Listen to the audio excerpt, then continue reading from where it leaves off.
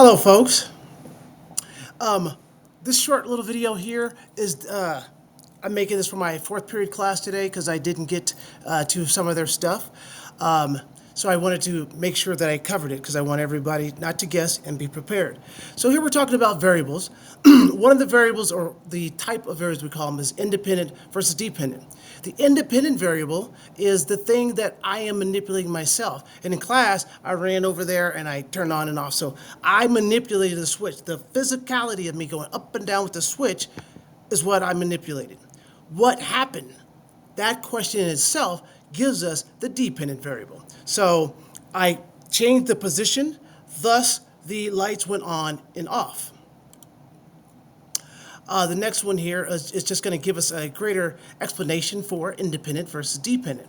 You are a scientist, so what you specifically are changing is independent, and the other is dependent. So what did you do? You did that, so that is what depended on what you did. So the act of a controlled experiment. Experiments are tests or whatever, but they also are just basically what I once again call what it is, how you live, because you don't just walk around and bump into a wall or bump into trees. You've figured out how to pave your path through your life already. So the question is, what is a control?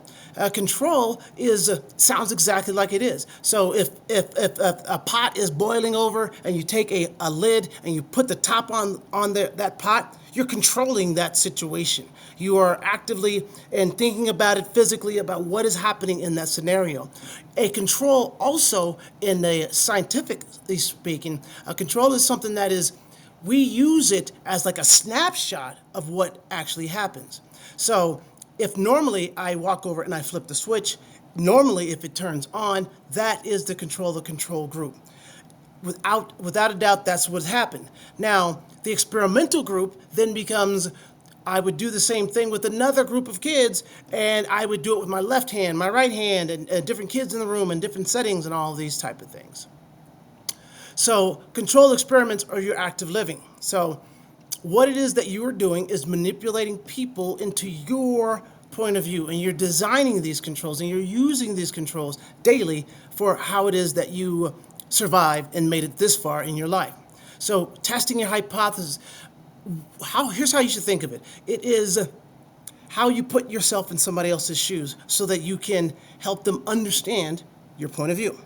That is how you're designing a controlled experiment. It's controlled because you're thinking about, how does that person see the light turning on and off? How would they see it, touch it, taste it, feel it? How would they perceive those things? And then you would simply make sure you keep all of the barriers to understanding and how you understand it or seeing it. You keep those out of the way. Those barriers are variables. The variable can be the person maybe didn't look and see me flip the switch. Maybe they did, maybe they didn't. You ensure that they can see it, hear it, taste it, smell it. You might have to direct their eyes. You might have to make sure there's time involved. You might have to do a whole bunch of things. Each of those things that you limit or control are variables. So all right, so at the end of the day, here's what happens. So you have lived a life and made it to here by knowing how to do some patterns, and some patterns that make it better. It allows you to be able to eat and breathe and survive and all these things. That is what science is all about.